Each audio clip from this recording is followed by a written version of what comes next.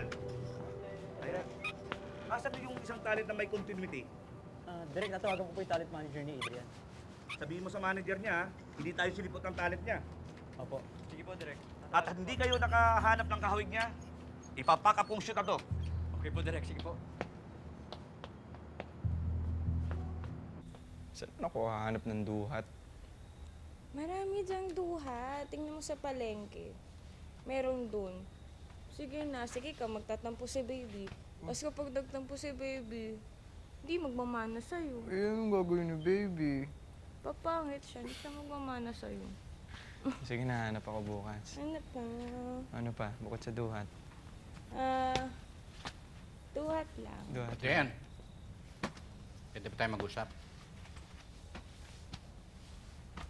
Tumawag sa akin ng production.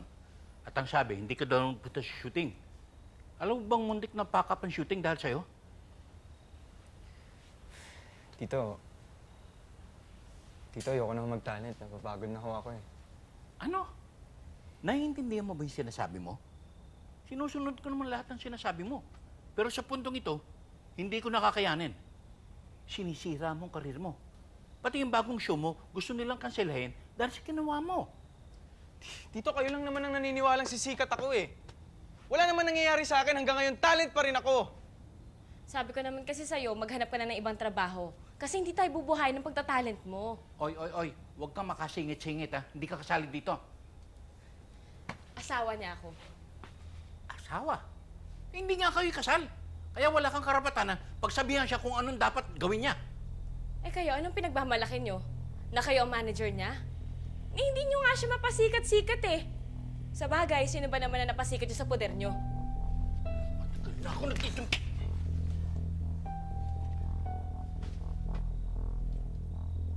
Alam ko, galit ka sa akin. Pwede mo naman akong awayin eh. Saktan. Sige, lahat yun tatanggapin ko. Kulang pa yon, alam ko.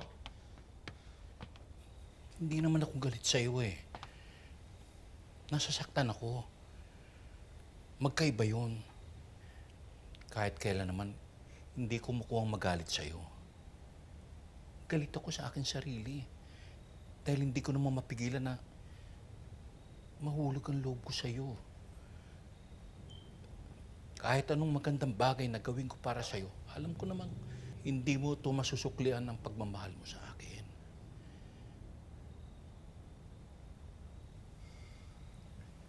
Mahal din naman kita eh. Pero bilang manager, hanggang dun lang yun.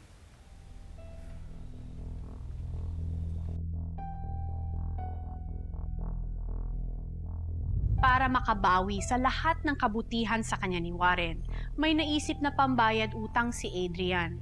Ang kanyang one-time offer, kumbaga sa shooting ay pang isang take lamang. Papatulan kaya ito ni Warren o sila'y magpa-pack up na lang?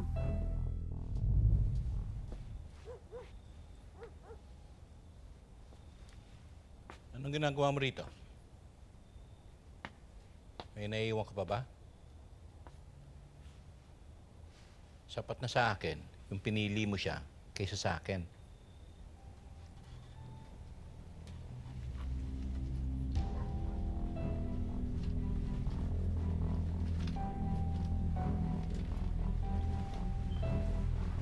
Para mamanas na tayo.